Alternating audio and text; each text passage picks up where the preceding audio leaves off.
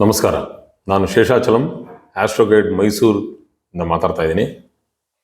ಈ ಹಿಂದೆ ನಾವು ಮಾಡಿರುವಂತಹ ಗುರುವಿನ ಸಂಚಾರ ಅಥವಾ ಗುರು ಗೋಚಾರದ ಬಗ್ಗೆ ಮಾತಾಡಿರೋದ್ರಲ್ಲಿ ಆವಾಗ ನಾನು ಈ ಪೀಠಿಕೆ ಅಂತ ಮಾತಾಡ್ತೀವಲ್ಲ, ಇಟ್ ಇಸ್ ಇಂಟ್ರೊಡಕ್ಷನ್, ಅದು ಒಂದು ತುಂಬ ಟೈಮ್ ತಗೊಂಡಿದ್ರಿಂದ ಅದು ತುಂಬ ವೇಳೆ ತಗೊಂಡ್ಬಿಡ್ತು. ಹಾಗಾಗಿ ಏನಾಗಿದೆ ಅಂತಂದರೆ, ಗುರು ಸಂಚಾರ ನಾನು ಮೇಷರಾಶಿ, ವೃಷಭ ರಾಶಿ ಮತ್ತು ಮಿಥುನ ರಾಶಿ ತನಕ ಮಾತ್ರ ಸೀಮಿತವಾಗಿ ಇಟ್ಕೊಂಡಿದ್ದೆ ಆ ಒಂದು ವಿಡಿಯೋದಲ್ಲಿ.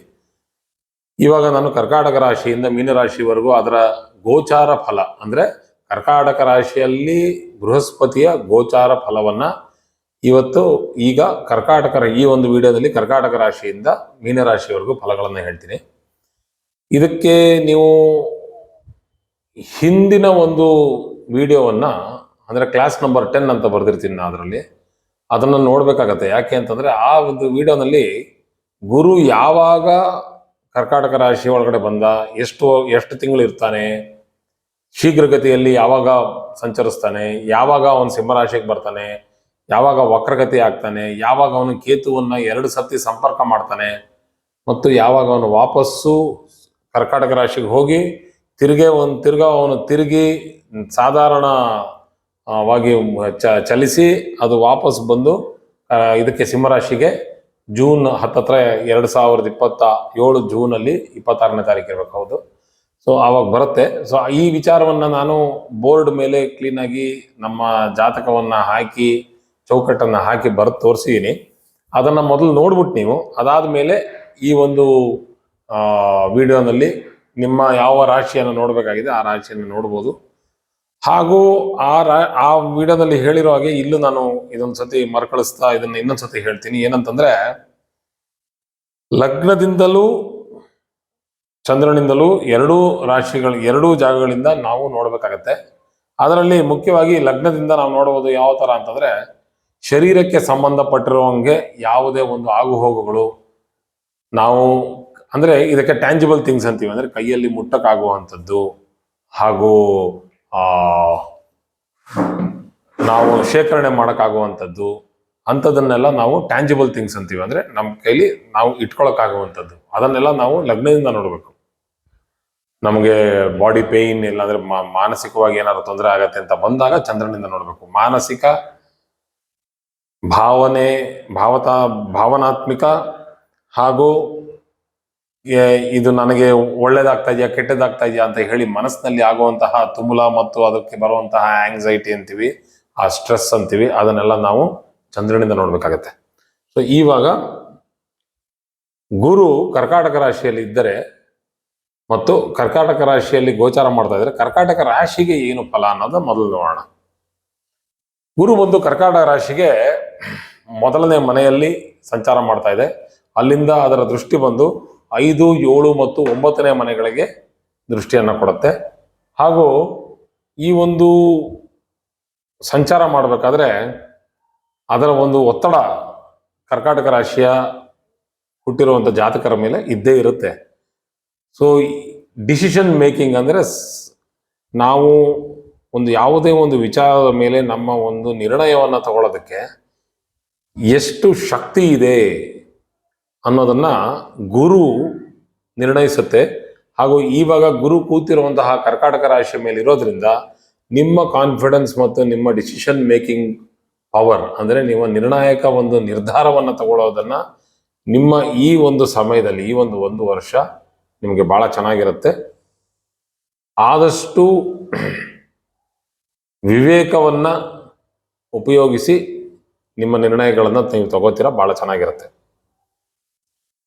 ನಿಮಗೆ ಈ ವರ್ಷ ಬಂದು ಭಾಗ್ಯಸ್ಥಾನವನ್ನ ಗುರು ನೋಡ್ತಾ ಇರೋದ್ರಿಂದ ಹಾಗೂ ಭಾಗ್ಯಸ್ಥಾನ ಬಂದು ಗುರುವಿನೇ ಸ್ಥಾನ ಆಗಿರೋದ್ರಿಂದ, ಅಂದ್ರೆ ಗುರು ಅಂದ್ರೆ ಬೃಹಸ್ಪತಿ ಬಂದು ಭಾಗ್ಯಸ್ಥಾನಾಧಿಪತಿ ಕರ್ಕಾಟಕ ರಾಶಿಯವರಿಗೆ 9ನೇ ಮನೆ ಬಂದು ಮೀನ.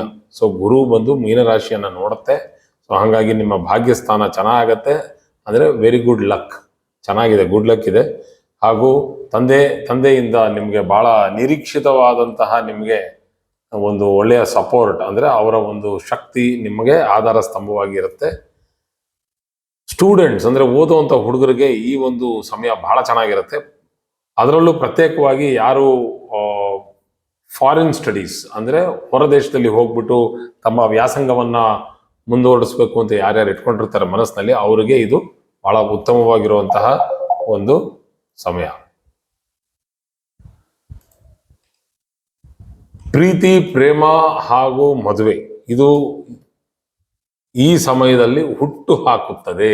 ಅಂದ್ರೆ ಈ ಸಮಯದಲ್ಲಿ ನಿಮಗೆ ಈ ತರಹ ಒಂದು ಗುರುವ ಸಂಚಾರ, ಉಚ್ಚ ಗುರು ಬಂದಿರಬೇಕಾದ್ರೆ ಪ್ರೀತಿ, ಪ್ರೇಮ, ಮದುವೆ ಅಂದ್ರೆ all types of relationships and marriage ಅಂತೀವಿ. ಸೊ ಇದೆಲ್ಲ ಆಗುವಂತಹ ಸಮಯ ತುಂಬಾ ಚೆನ್ನಾಗಿದೆ. ಇದೊಂದು ವಿಚಾರದಲ್ಲಿ ಮಾತ್ರ ನೋಡಿ, ಇಲ್ಲಿ ನಾವು ಆರೋಗ್ಯ ವಿಚಾರದಲ್ಲಿ ಉಸಿರಾಟದ ತೊಂದರೆ ಹಾಗೂ ಕಫ ತುಂಬಿಕೊಳ್ಳೋ ಅಂತಹ ತೊಂದರೆ, ಅದರಲ್ಲಿ ಆಸ್ತಮಾ ಆಗಿರ್ಬೋದು, ಇಲ್ಲ ಅಂತಂದ್ರೆ ನಮಗೆ ಲಂಗ್ ಇನ್ಫೆಕ್ಷನ್ ಆಗಿರ್ಬೋದು, ಆಗುವಂತಹ ಚಾನ್ಸಸ್ ಇರುತ್ತೆ. ಅಂದ್ರೆ ಅದರ ಒಂದು ಸಾಧ್ಯತೆಗಳಿರುತ್ತವೆ.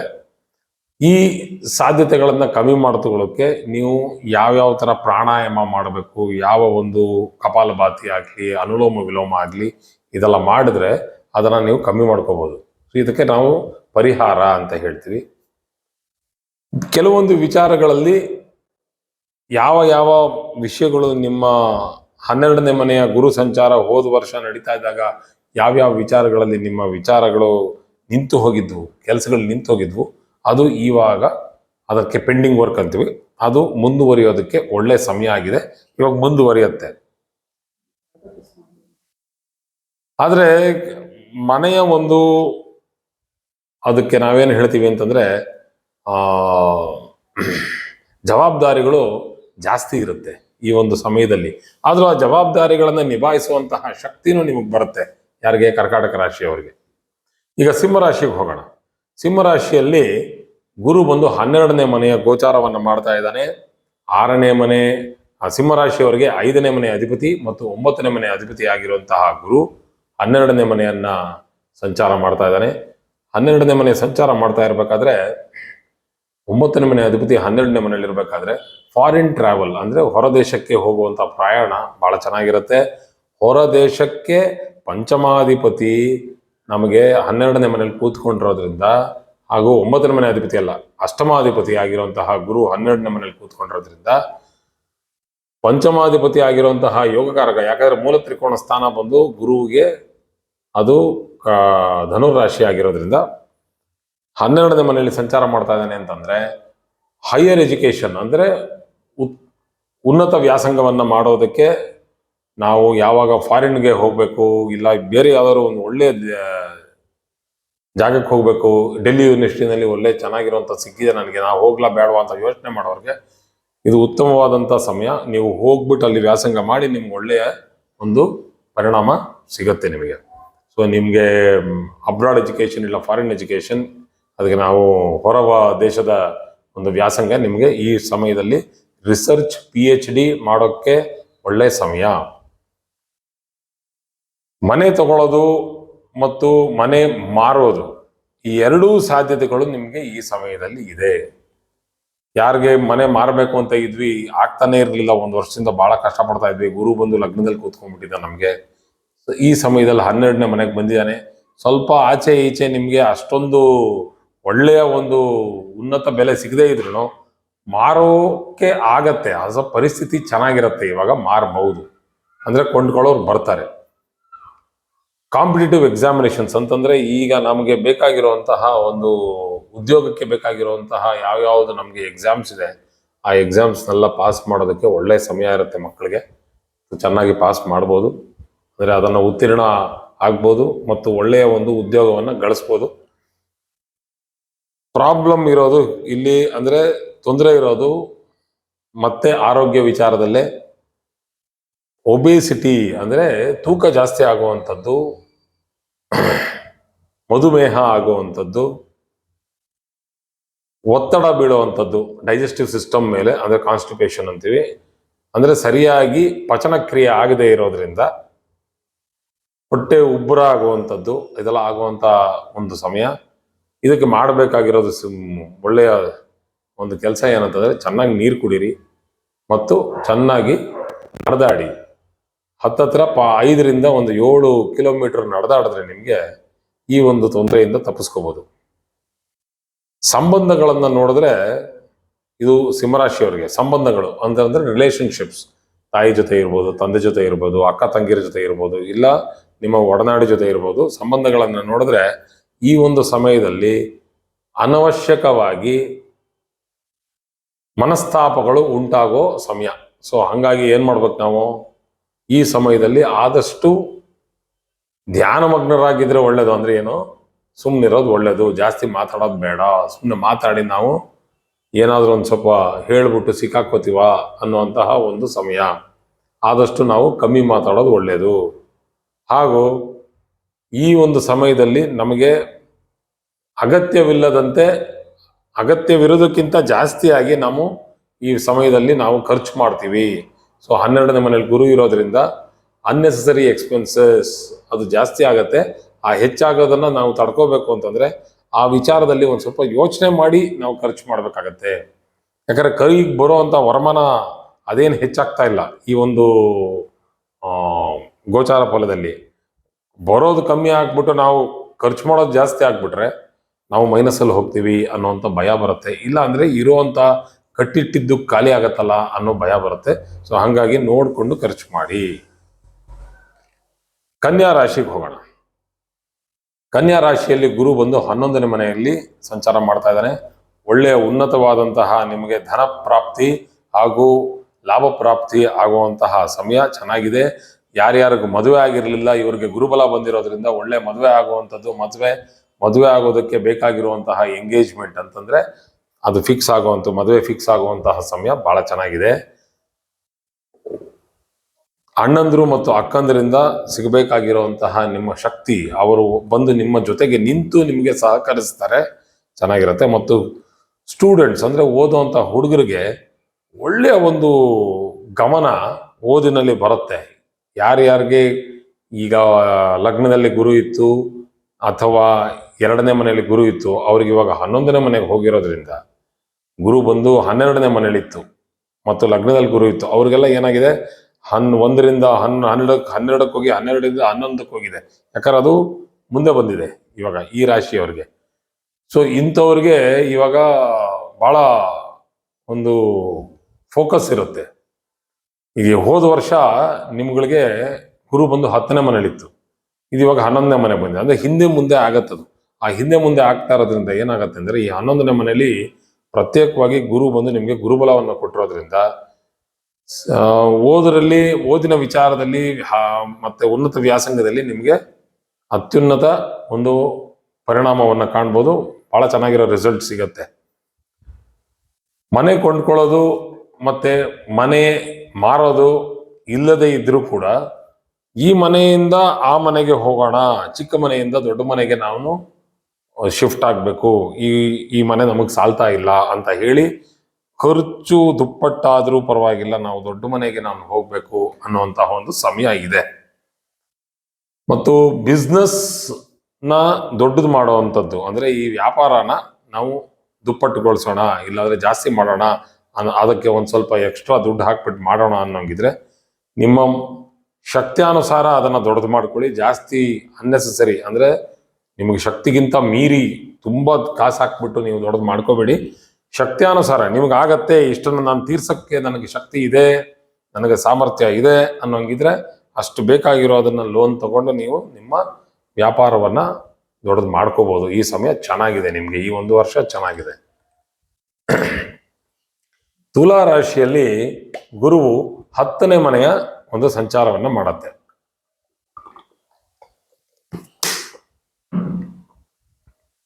ಹತ್ತನೇ ಮನೆಯಲ್ಲಿ ಪ್ರಮೋಷನ್ ಯಾರಿಗೆ ಸಿಕ್ಕಿರಲಿಲ್ಲ ಅವ್ರಿಗೆಲ್ಲ ಈ ವರ್ಷ ತಮ್ಮ ಉದ್ಯೋಗದಲ್ಲಿ ಬಡ್ತಿ ಕಾಣುವುದಕ್ಕೆ ಒಳ್ಳೆ ಸಮಯ.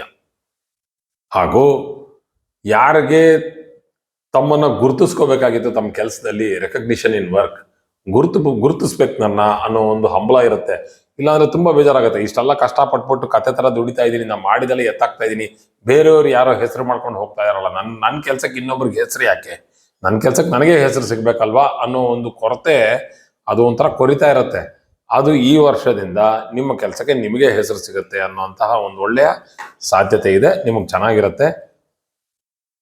ಯಾರ್ಯಾರು ಎಂಟ್ರೆನ್ಸ್ ಎಕ್ಸಾಮಿನೇಷನ್ಸ್ ಮತ್ತು ಯಾರ್ಯಾರು ಉದ್ಯೋಗಕ್ಕಾಗಿ ಎಕ್ಸಾಮಿನೇಷನ್ಸ್ ಕೊಡಬೇಕು ಅಂತಿದ್ದಾರೆ, UPSC ಆಗಲಿ, KPSC ಆಗಲಿ, KAS ಆಗಲಿ, ಇದೆಲ್ಲ ಒಳ್ಳೆಯ ಉತ್ತೀರ್ಣತೆಗೆ ಬರುವಂತಹ ಸಮಯ. 10ನೇ ಮನೆಯಲ್ಲಿ ಗುರು ಕೂತ್ಕೊಂಡಿದ್ದಾನೆ. ಒಳ್ಳೆಯ ಒಂದು ಭಾರವಾದಂಥ ಕೆಲಸ, ಅಂದರೆ ತೂಕವಾದಂಥ ಕೆಲಸವನ್ನು ಸಿಗತ್ತೆ. ಭಾರನೂ ಇರುತ್ತೆ ಬಿಡಿ ಆ ಕೆಲಸದಲ್ಲಿ.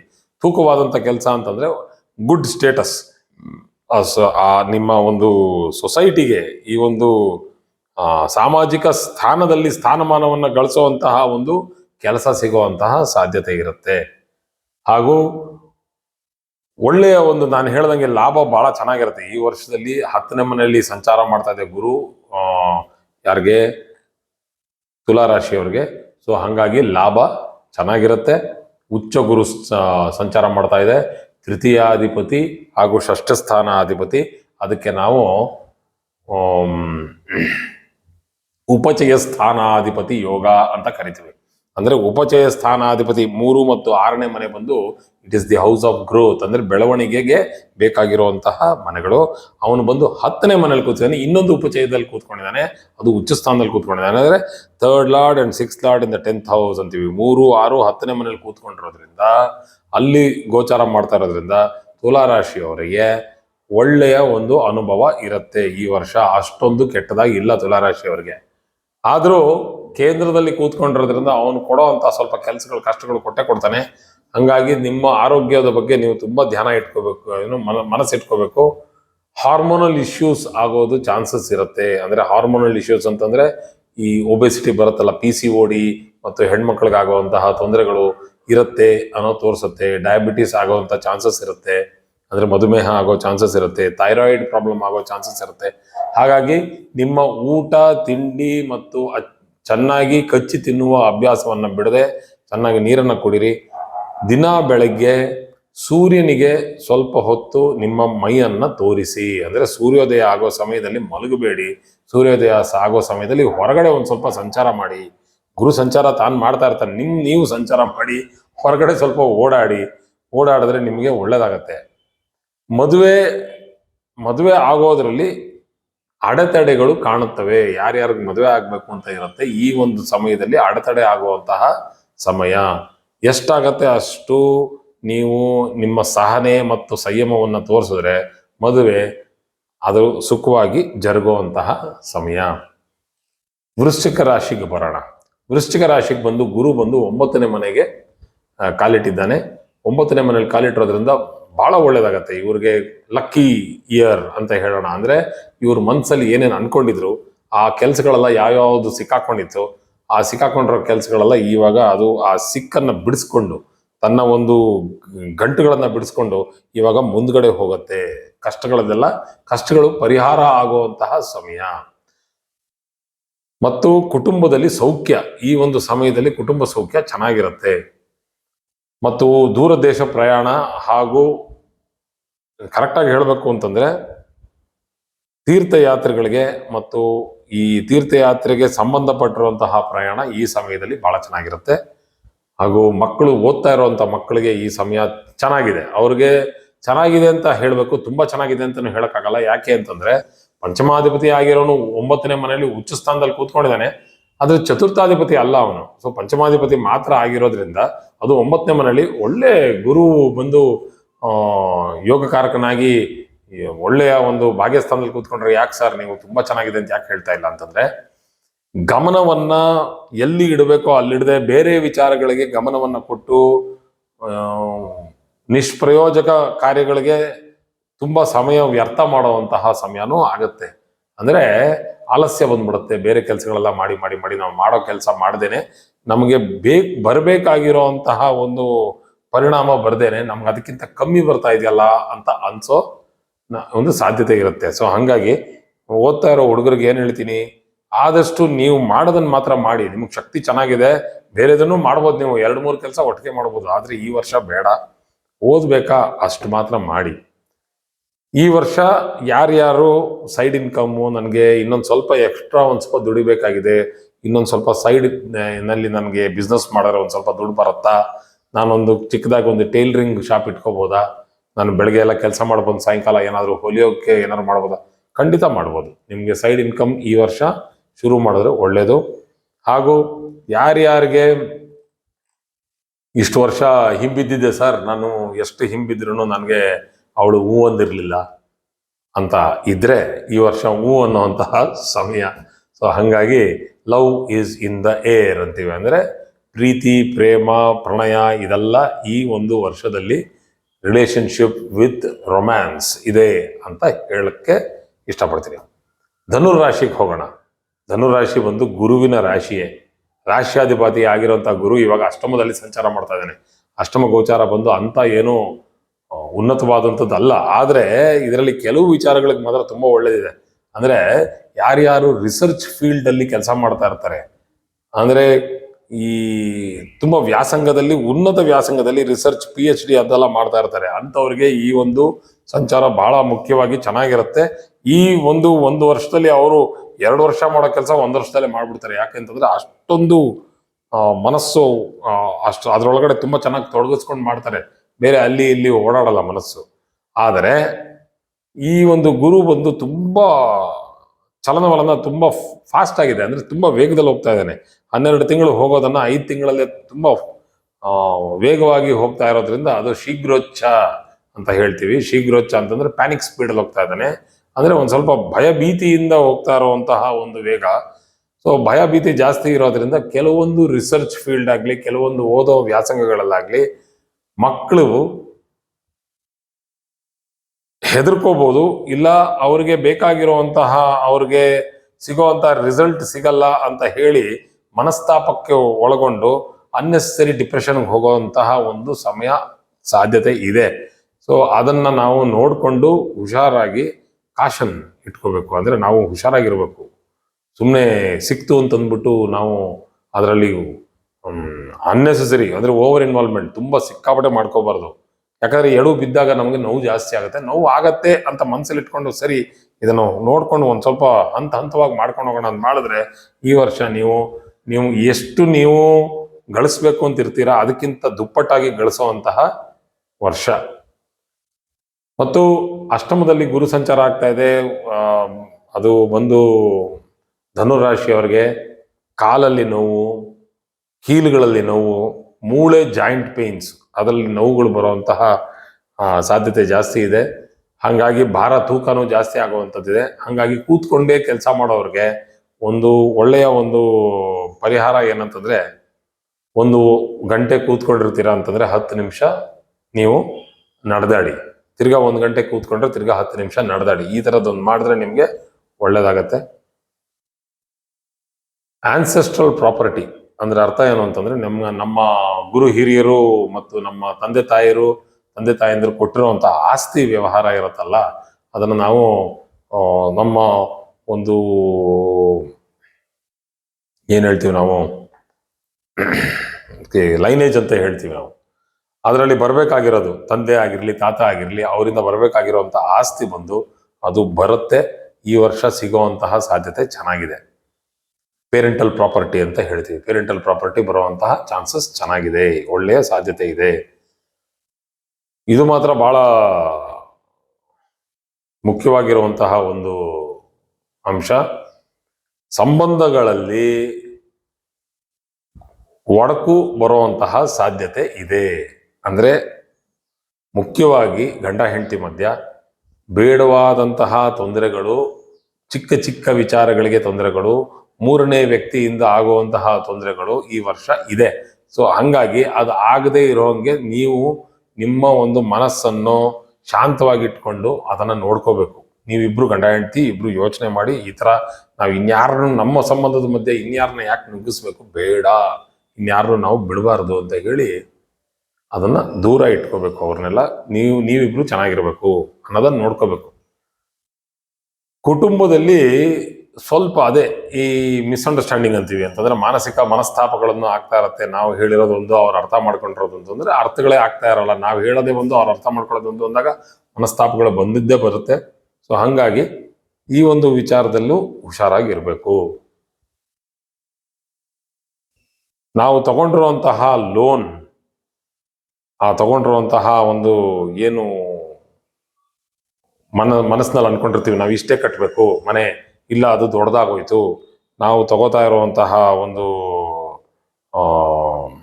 ಋಣ ಬಾಕಿ ನನ್ನ ಕೈಲಿ ಕಟ್ಟಕ್ಕಾಗ್ತಾ ಇಲ್ಲ, ಸ್ವಲ್ಪ ಕಷ್ಟ ಆಗ್ತಾ ಇದೆ ಅಂತ ಒಂದು ಆಭಾಸ ಆಗಿ ನಿಮಗೆ ಮನಸ್ಸಿನಲ್ಲಿ ಒಂದು ಸ್ವಲ್ಪ ಕಷ್ಟ ಬರುವಂತಹ ಸಮಯನೂ ಇದೆ. ಸೊ ಹಾಗಾಗಿ ನಾನು ಇದೊಂದು ಎಲ್ಲನೂ ಸೇರಿಸಿ ನೋಡಿದ್ರೆ ಧನುರಾಶಿ ಅವ್ರಿಗೆ ಅಂತಹ ಒಳ್ಳೆಯ ಒಂದು ವರ್ಷ ಅಲ್ಲ ಇದು. ಉಚ್ಚ ಸ್ಥಾನದಲ್ಲಿ ಹೋದ್ರೂ ಕೂಡ ಒಂದು 4-5 ಜಾಗಗಳಲ್ಲಿ ತುಂಬಾ ಒಳ್ಳೇದು, ಆದರೆ ಬಾಕಿ ಜಾಗಗಳಲ್ಲಿ ಅದು ಕಷ್ಟವನ್ನು ಕೊಡುತ್ತೆ ಅಂತಾನೆ ತೋರಿಸ್ತಾ ಇದೆ. ಆದಷ್ಟು ಹುಷಾರಾಗಿ ನಿಮ್ಮ ಈ ಒಂದು ವರ್ಷವನ್ನ ನೋಡ್ಕೊಳ್ಳಿ. ಮಕರ ರಾಶಿಗೆ ಬಂದರೆ ಗುರು ಬಂದು ಸಪ್ತಮದಲ್ಲಿ ಒಳ್ಳೆಯ ಒಂದು ಗೋಚಾರ ಬಲವನ್ನು ಕೊಡ್ತಾ ಇದ್ದಾನೆ.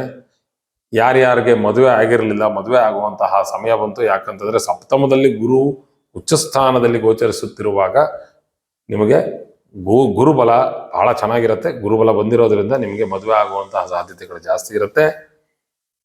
ಚಿಕ್ಕ ಮತ್ತು ದೊಡ್ಡ ಅಂದ್ರೆ ಶಾರ್ಟ್ ಟ್ರಿಪ್ಸ್ ಮತ್ತು ಲಾಂಗ್ ಟ್ರಿಪ್ಸ್ ನಿಮ್ಗಾಗುವಂಥದ್ದು, ಅಂದ್ರೆ ಹೊರ ದೇಶಕ್ಕೆ ಹೋಗೋದಾಗ್ಲಿ, ಇಲ್ಲ ಚಿಕ್ಕ ಪುಟ್ಟ ಜಾಗಗಳಿಗೆ ಹೋಗ್ಬಿಟ್ಟು ಬರೋದಾಗ್ಲಿ, ಡೇ ಟ್ರಿಪ್ಸ್ ಅಂತೀವಿ, ಇವತ್ತು ಹೋಗಿ ಇವತ್ತೇ ಬರುವಂಥದ್ದು. ಈ ತರ ನಿಮಗೆ ಹೋಗಿ ಬರುವಂತಹ ಒಂದು ಟ್ರಾವೆಲಿಂಗ್ ಇರುತ್ತೆ. ಮನೆ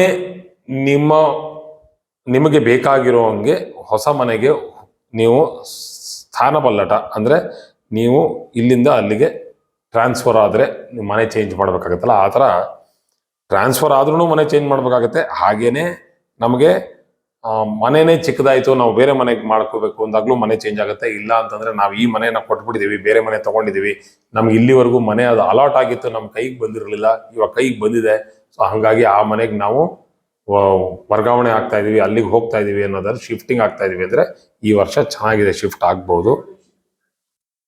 ರಿನೋವೇಷನ್ ಖರ್ಚು ಬರುವಂತಹ ಇವಾಗ ಸಾಧ್ಯತೆಗಳಿರುತ್ತೆ. ಅಂದ್ರೆ ನಿಮ್ಗೆ ಹೊಸ ಮನೆಯನ್ನ ಒಂದ್ ಸ್ವಲ್ಪ ನೀವು ಉನ್ನತಗೊಳಿಸ್ಬೇಕು ಅಂತ ಹೇಳಿ ಪೇಂಟಿಂಗ್ ಖರ್ಚು ಅದೆಲ್ಲ ಮಾಡ್ಕೊಳ್ಳುವಂತ ಸಾಧ್ಯತೆ ಇರುತ್ತೆ. ಸೊ ಮನೇನು ದೊಡ್ಡದು ಮಾಡ್ಕೋಬೇಕು ಅಂತಂದ್ರೆ ಆ ಒಂದು 2 ರೂಮ್ ಎಕ್ಸ್ಟ್ರಾ ಕಟ್ಟಬೇಕು, ಮಾಡಿ ಮೇಲೆ ಕಟ್ಟಿಸ್ತೀವಿ, ಇದೆಲ್ಲ ಮಾಡುವಂತಹ ಖರ್ಚು ಗುರುವಿನ ಸಪ್ತಮ ಗೋಚಾರದಲ್ಲಿ ಕಂಡು ಬರ್ತಾ ಇದೆ. ವ್ಯಾಪಾರಕ್ಕೆ ಸೇರಿದಂಗೆ ಈ ವರ್ಷದಲ್ಲಿ ಇನ್ನೊಬ್ಬರನ್ನ ಸೇರಿಸ್ಕೊಂಡು ಮಾಡ್ತೀವಿ ಸರ್, ನಾನು ಒಬ್ಬನೇ ಮಾಡ್ತಾ ಇದ್ದೆ, ಇವಾಗ ನನ್ನ ಹೆಂಡತಿ ಹೆಸರು ಸೇರಿಸ್ಕೊಂಡು ನಾನು ವ್ಯಾಪಾರದಲ್ಲಿ ಪಾರ್ಟ್ನರ್ಶಿಪ್ ಹಾಕೊಂಡು ನಾನು ಮಾಡ್ತೀನಿ ಅನ್ನೋಂಗಿದ್ರೆ ಇದು ಒಳ್ಳೆ ಸಮಯ, ನಿಮಗೆ ಮಾಡಬಹುದು. ಒಳ್ಳೆಯ ಒಂದು ಪ್ರಾಫಿಟ್ ಅಂದ್ರೆ ಒಳ್ಳೆಯ ಒಂದು ಲಾಭ ಮತ್ತು ಒಳ್ಳೆಯ ಒಂದು ಬೆಳವಣಿಗೆ ಮತ್ತು ಹಣಕಾಸಿನಲ್ಲಿ ಒಳ್ಳೆಯ ಒಂದು ಗಳಿಕೆ ಈ ವರ್ಷ ನಿಮ್ಗಳಿಗೆ ಇರುತ್ತೆ. ಹಂಗೇನೆ ಖರ್ಚು ಇರುತ್ತೆ, ಗಳಿಕೆನೂ ಇರುತ್ತೆ, ಖರ್ಚು ಇರುತ್ತೆ. ಸೊ ನೋಡ್ಕೊಂಡು ಮಾಡ್ಬೇಕು ನೀವು. ಹಡಾವಡಿ ಖರ್ಚುಗಳನ್ನ ದಯವಿಟ್ಟು ಮಾಡಬೇಡಿ. ಕುಂಭರಾಶಿಯವರಿಗೆ ಗುರು ಬಂದು 6ನೇ ಮನೆಯಲ್ಲಿ ಸಂಚಾರ ಮಾಡ್ತಾ ಇದ್ದಾರೆ. ಸೊ ಹಂಗಾಗಿ 6ನೇ ಮನೆ ಗುರು ಅಂದಾಗ್ಲೇನೆ ನಾವು ದಾನ ಧರ್ಮಾದಿಗಳಿಗೆ, ನಮಗೆ ಮನಸ್ಸಿಗೆ ಶಾಂತಿ ಬೇಕು, ನಾನು ಹೋಗಿ ಯಾವ್ದಾದ್ರು ಒಂದು ಆಶ್ರಮದಲ್ಲಿ ಕೆಲಸ ಮಾಡಬೇಕು, ದಾನ ಧರ್ಮಾದಿಗಳನ್ನ ಮಾಡಬೇಕು ಅಂತಂದ್ರೆ ಇದು number 1 period. This is the best period. ಈ ಸಮಯದಲ್ಲಿ ಮಾಡೋದು ನಿಮ್ಗೆ ಅತ್ಯುತ್ತಮ. ಯಾರ್ಯಾರು ಎಕ್ಸಾಮ್ಸ್ ಅಲ್ಲಿ ಇಷ್ಟು ವರ್ಷ ನಾನು ಕಷ್ಟಪಡ್ತಾ ಇದ್ದೀನಿ ಸರ್, ಇದೊಂದೇ ಪುಸ್ತಕ ಓದಿ ಓದಿ ಓದಿ ನಂಗೆ ಸಾಕಾಗಿದೆ, 4 ವರ್ಷದಿಂದ ಎಕ್ಸಾಮ್ ಪಾಸ್ ಆಗಿಲ್ಲ ಅನ್ನೋರಿಗೆ ಈ ವರ್ಷ ನಿಮ್ಮ ಎಕ್ಸಾಮ್ ಪಾಸ್ ಆಗುವಂಥದ್ದು ನಿಮಗೆ ಟೈಮ್ ಚೆನ್ನಾಗಿದೆ. ಯಾವುದೇ ಟೆಸ್ಟ್ ಅಲ್ಲೂ ಫೇಲ್ ಆಗಲ್ಲ, ಪಾಸ್ ಆಗ್ತೀವಿ ಅನ್ನೋ ಒಂದು ಮನಸ್ಸಿಟ್ಕೊಂಡು ಓದಿದ್ರೆ ನಿಮಗೆ ಈ ವರ್ಷ ನೀವು ಉತ್ತೀರ್ಣಗೊಂಡು ನಿಮಗೆ ಒಳ್ಳೆಯ ಕೆಲಸ ಸಿಕ್ಕಿ, ಕೆಲಸದಲ್ಲೂ ಒಳ್ಳೆಯ ಒಂದು ಸುಭದ್ರವಾಗಿರುವಂತಹ ಕೆಲಸ ಸಿಕ್ಕಿ ದುಡ್ಡು ಬರುವಂತಹ ಸಾಧ್ಯತೆ ಇದೆ. ಯಾರ್ಯಾರು ಆಗ್ಲೇ ಕೆಲಸದಲ್ಲಿ ಇದ್ದಾರೆ ಅಂಥವ್ರಿಗೆ ಈ ವರ್ಷ ಬಡ್ತಿ ಸಿಗುವಂಥದ್ದು, ಹಾಗೂ ಬಡ್ತಿ ಜೊತೆಗೆ ನಿಮಗೆ ಜಾಗ ಚೇಂಜ್ ಆಗುವಂಥದ್ದು, ಅಂದ್ರೆ ಟ್ರಾನ್ಸ್ಫರ್ ಆಗುವಂಥದ್ದು. ಇವಾಗ ಎಲ್ಲೋ ಒಬ್ರು ಮೈಸೂರವ್ರು ಮಂಡ್ಯದಲ್ಲಿ ಕೆಲಸ ಮಾಡ್ತಾ ಇದ್ದಾರೆ ಅಂತಂದ್ರೆ ಆ ಮಂಡ್ಯದಿಂದ ಮೈಸೂರಿಗೆ ಬರಬೇಕಾಗಿತ್ತು, ಎಷ್ಟು ವರ್ಷದಿಂದ ಅಪ್ಲಿಕೇಶನ್ ಹಾಕಿದ್ದೆ, ನನ್ನ ಅಪ್ಲಿಕೇಶನ್ ಕ್ಲಿಯರ್ ಆಗಿರಲಿಲ್ಲ, ಈ ವರ್ಷ ನನಗೆ ಯಾಕೋ ಆಗೋವಂಗೆ ಕಾಣಿಸ್ತಾ ಇದೆ ಅಂದ್ರೆ ಆಗುವಂತ ಸಾಧ್ಯತೆ ಇದೆ, ವಾಪಸ್ ಬರ್ತೀರಾ. ಆರೋಗ್ಯ ವಿಚಾರದಲ್ಲಿ ದಯವಿಟ್ಟು ಮನಸ್ಸನ್ನ ಗಟ್ಟಿ ಮಾಡಿಕೊಂಡು ದಿನ ನಡೆದಾಡಿ, ಈಜೋರು ಈಜಾಡಿ, ಸೈಕ್ಲಿಂಗ್ ಮಾಡೋರು ಸೈಕಲ್ ಮಾಡಿ, ನಿಮ್ಮ ಆರೋಗ್ಯವನ್ನ ನಿಮ್ಮ ಕೈಯಲ್ಲಿರೋದ್ರಿಂದ ನೀವು ದಯವಿಟ್ಟು ನೋಡ್ಕೊಳ್ಳಿ. ಯಾಕಂದ್ರೆ 6ನೇ ಮನೆಯಲ್ಲಿ ಗುರು ಇದ್ದಾನೆ ಅಂತಂದ್ರೆ ಅವ್ನ್ ಮಾಡೋ ಕೆಲಸ ಅವ್ನು ಮಾಡೇ ಮಾಡ್ತಾನೆ. ಕಷ್ಟ ಕೊಡೋದು ಕೊಟ್ಟೆ ಕೊಡ್ತಾನೆ. ಆ ಆರೋಗ್ಯ ವಿಚಾರದಲ್ಲಿ ಕಷ್ಟ ಕೊಟ್ಟೆ ಕೊಡ್ತಾನೆ. ಅವನ ಕೆಲಸ ಅವನದು. ನಮ್ಮ ಕೆಲಸ ಏನು ಅಂತಂದ್ರೆ ಆದಷ್ಟು ನಾವು ಆ ಒಂದು ಆರೋಗ್ಯದ ವಿಚಾರದಲ್ಲಿ ಮುಂಜಾಗರೂಕತೆಯನ್ನ ವಹಿಸ್ಕೋಬೇಕು. ಯಾಕೆ ಅಂತಂದ್ರೆ 6ನೇ ಮನೇಲಿ ಗುರು ಬಂದಾಗ ಮೆಡಿಕಲ್ ಎಕ್ಸ್ಪೆನ್ಸಸ್ ಅಂತಂದ್ರೆ ನಮ್ಮ ಆರೋಗ್ಯಕ್ಕೆ ತಪಾಸಣೆಗೆ ಬೇಕಾಗಿರುವಂತಹ ಖರ್ಚು ವೆಚ್ಚಗಳು ಜಾಸ್ತಿ ಇದೆ ಅಂತ ತೋರಿಸುತ್ತೆ. ಸೊ ಹಾಗಾಗಿ ಅದನ್ನ ನೋಡ್ಕೊಳ್ಳಿ. ಸುಮ್ಮನೆ ಈ ವಿಚಾರದಲ್ಲಿ ಕಣ್ಮುಚ್ಕೊಂಡು ಕೂತ್ಕೊಂಡ್ರೆ ಬಹಳ ಡೇಂಜರ್ ಇದೆ, ಅಂದ್ರೆ ಅಪಾಯ ಇದೆ. ಮದುವೆ ಏನೋ ಆಗೋಗಿರುತ್ತೆ. ಯಾಕೆ ಅಂತಂದ್ರೆ ಪಂಚಮದಲ್ಲಿ ಗುರು ಇತ್ತು. ನಿಮ್ಮ ಹೋದ ವರ್ಷ ಅಂದ್ರೆ ಜೂನ್ 2ನೇ ತಾರೀಕುವರೆಗೂ ಪಂಚಮ ಗುರು ಸಂಚಾರ ಇತ್ತು. ಯಾರ್ಯಾರಿಗೆ ಮದುವೆ ಆಗಿರ್ಲಿಲ್ಲ ಅವ್ರಿಗೆಲ್ಲ ಮದುವೆ ಆಗಿರುತ್ತೆ. ಮದುವೆ ಆಗಿ ಹೊಸದಾಗಿ ಮದುವೆ ಆಗಿರುವಂತವ್ರಿಗೆ ಇದೊಂದು ನಮ್ಮ ಕಡೆಯಿಂದ ಏನಪ್ಪ ಒಂದು ಅಡ್ವೈಸ್ ಏನು ಅಂತಂದ್ರೆ, ಚಿಕ್ಕ ಚಿಕ್ಕ ವಿಚಾರಗಳಿಗೆ ದಯವಿಟ್ಟು ಮನಸ್ಸನ್ನ ಕೆಡಿಸ್ಕೋಬೇಡಿ. ಆದಷ್ಟು ಪೇಷನ್ಸ್ ಅಂದ್ರೆ ಸಂಯಮವನ್ನ ತೋರಿಸಿ. ಚಿಕ್ಕ ಚಿಕ್ಕ ವಿಚಾರಗಳು ಬರುತ್ತವೆ ಹೋಗುತ್ತವೆ. 6ನೇ ಮನೇಲಿ ಗುರು ಇರೋದೇ ಇದೆಲ್ಲ ಚಿಕ್ಕ ಪುಟ್ಟ ತೊಂದರೆಗಳನ್ನ ತರಕ್ಕೆ ಹೋಗ್ಲಾಡ್ಸಕ್ಕೆ. ಅಂದ್ರೆ ಈ ಚಿಕ್ಕ ವಿಚಾರಗಳನ್ನೇ ದೊಡ್ಡದು ಮಾಡ್ಕೊಂಡ್ಬಿಟ್ರೆ ಇನ್ನು 7ನೇ ಮನೆಗೆ ಗುರು ಬಂದಾಗ ಮತ್ತು 8ನೇ ಮನೆಗೆ ಗುರು ಬಂದಾಗ ಬೇರೆ ತರ ತೊಂದರೆಗಳನ್ನು ಕೊಟ್ಬಿಟ್ರೆ ತುಂಬಾ ಕಷ್ಟ ಆಗುತ್ತೆ. ಸೊ ಹಂಗಾಗಿ ಪಂಚಮ ಸ್ಥಾನದಿಂದ 6ನೇ ಮನೆಗೆ ಬಂದ್ಬಿಟ್ಟಿದ್ದಾನೆ ಗುರು. ಆದಷ್ಟು ಈ 6ನೇ ಮನೇಲಿ ಇರ್ಬೇಕಾದ್ರೆ ನಮ್ಮ ಒಂದು ಸಂಗಾತಿಯೊಡನೆ ಇಲ್ಲ ಅಂದ್ರೆ ನಮ್ಮ ಗಂಡನೊಡನೆ ಆದಷ್ಟು ನಾವು ಸಂಯಮವನ್ನ ಪೇಷನ್ಸ್ ಅನ್ನ ತೋರಿಸ್ಬೇಕು.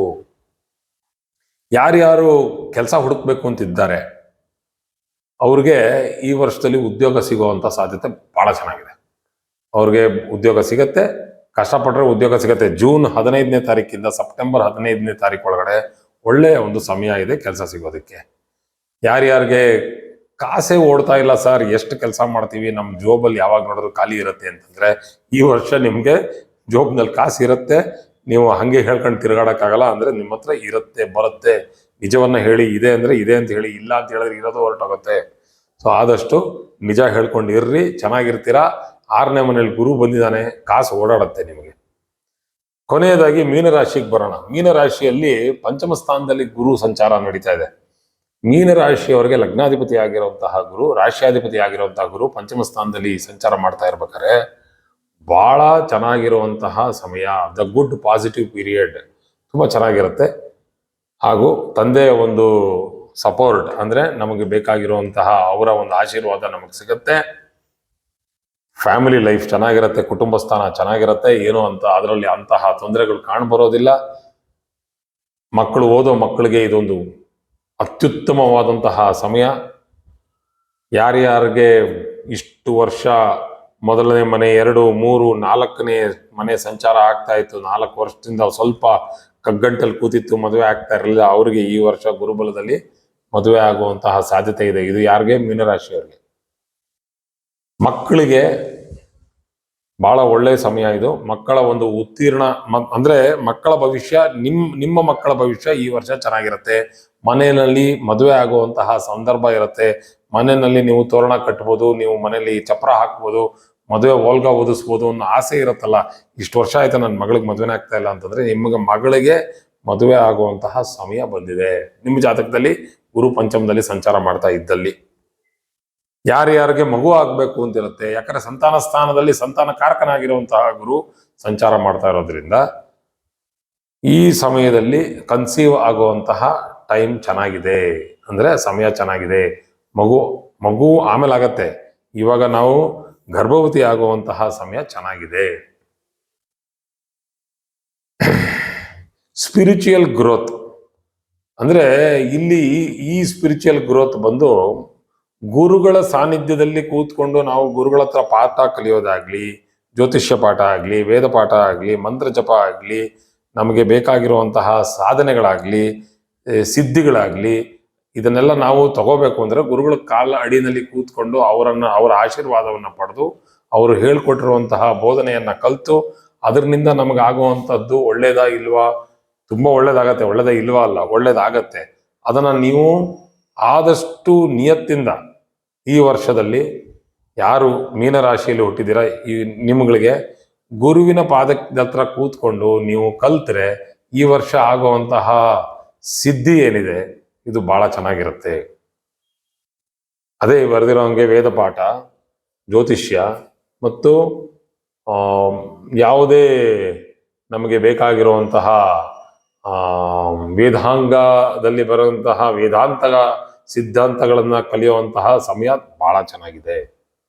ಸೊ ಹಾಗಾಗಿ ಗುರುವಿನ ಸಂಚಾರ ಈ ವರ್ಷ ಬಂದು ಎಲ್ಲ ರಾಶಿಯಲ್ಲೂ ಹಲವಾರು ವಿಚಾರಗಳನ್ನು ನೋಡಿದ್ವಿ. ಒಂದೊಂದು ರಾಶಿಯಲ್ಲಿ ಒಂದೊಂದು ತರ ಅದು ವಿಚಿತ್ರವಾಗಿ ನಡ್ಕೋತಾ ಇದೆ. ಈ ವರ್ಷ ಮಾತ್ರ ಈ ತರ ಆಗ್ತಾ ಇರೋದು ಯಾಕೆ ಅಂತಂದ್ರೆ ಉಚ್ಚ ಸ್ಥಾನದಲ್ಲೂ ಇದ್ದೆ, ಹಾಗೂ ಅದು ತುಂಬಾ ಶೀಘ್ರಗತಿಯಲ್ಲಿ ಪ್ಯಾನಿಕ್ ಸ್ಟೇಟ್ ಅಲ್ಲಿ ಅದು ಓಡಾಡ್ತಾ ಇದೆ.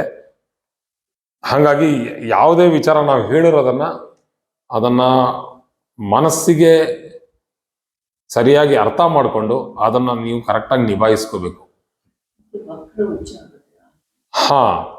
ಈಗ ಮುಂದ್ಗಡೆ ನೋಡ್ಕೊಂಡು ಹೋಗ್ತಾ ಇದೆ ಗುರು, ಅಂದ್ರೆ ಅದಕ್ಕೆ ನಾರ್ಮಲ್ ಸ್ಪೀಡಲ್ಲಿ ಹೋಗ್ತಾ ಇದೆ ಅಂತ ಹೇಳ್ತೀವಿ ನಾವು. ಇದು ವಕ್ರಗತಿಯಲ್ಲೂ ವಾಪಸ್ ಬರುತ್ತೆ. ಯಾವಾಗ 2027 ಜನವರಿ 25 ಜನವರಿ 2027 ಜನವರಿ 25ನೇ ತಾರೀಕಿಗೆ ಕರ್ಕಾಟಕ ರಾಶಿಗೆ ವಾಪಸ್ ಬಂದಾಗ ವಕ್ರಗತಿಯಲ್ಲಿ ಉಚ್ಚ ಸ್ಥಾನ ಅಂದ್ರೆ ಉಚ್ಚ ವಕ್ರ ಗುರು. ಈ ಸಮಯ ಅಂತ ಚೆನ್ನಾಗಿಲ್ಲ. ಆದಷ್ಟು ನಾವು ಇಲ್ಲಿ ದುಡ್ಡು ಹಾಕಿ ಹೂಡಿಕೆ ಮಾಡಿ ಅದು ಮಾಡಿ ಇದು ಮಾಡಿ ಅಂತ ಏನೇನು ನಾವು ಹೇಳಿರ್ತೀವಿ ಇದು ಬಹಳ ಚೆನ್ನಾಗಿರುತ್ತೆ ಅಂತ, ಈ ಸಮಯದಲ್ಲಿ ಮಾತ್ರ ನಿಮ್ಮ ನಿಯಂತ್ರಣ ನಿಮ್ಮ ಕೈಯಲ್ಲಿರ್ಬೇಕು. ಈ ಸಮಯದಲ್ಲಿ ಮೋಸ ಮಾಡೋರು ಬಹಳ ಸುಲಭವಾಗಿ ಮೋಸ ಮಾಡ್ತಾರೆ, ಮೋಸ ಹೋಗೋರು ಸುಲಭವಾಗಿ ಮೋಸ ಹೋಗ್ಬಿಡ್ತಾರೆ.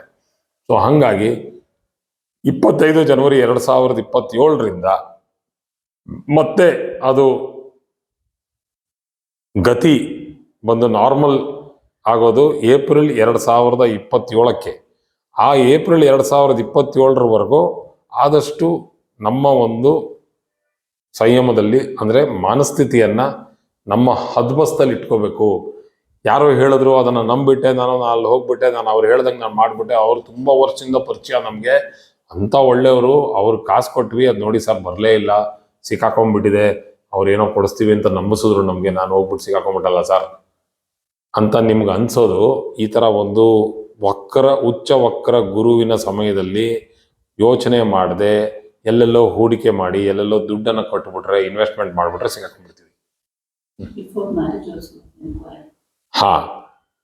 ಮತ್ತು ಉಚ್ಚ ವಕ್ರ ಗುರು ಆಗುವಂತಹ ಸಮಯದಲ್ಲಿ ಅದೇ ಹೇಳಿದ್ನಲ್ಲ 2027 ಜನವರಿ 25ನೇ ತಾರೀಕಿಂದ 2027 ಏಪ್ರಿಲ್ 15 ಇರಬೇಕು. ಅದನ್ನೆಲ್ಲ ಬರ್ದಿದ್ದೀನಿ ನಾನು.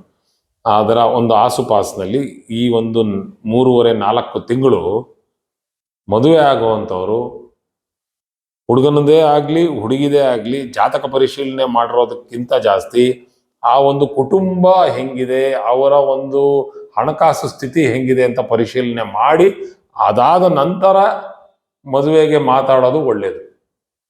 ಅದನ್ನ ಇದನ್ನ ಮಾತಾಡಿ ಆಮೇಲೆ ಅಯ್ಯೋ ಆ ವಿಚಾರ ನೋಡ್ದೇನೆ ಮಾಡ್ಬಿಟ್ವಲ್ಲ ಅಂತ ಹೇಳಿ ಅದಕ್ಕೆ ಅಳೋದಕ್ಕಿಂತ ಮೊದಲೇ ನಾವು ನಮ್ಮ ಮುಂಜಾಗ್ರೂಕತೆಯಿಂದ ವರ್ತಿಸಿದ್ರೆ ಒಳ್ಳೇದು.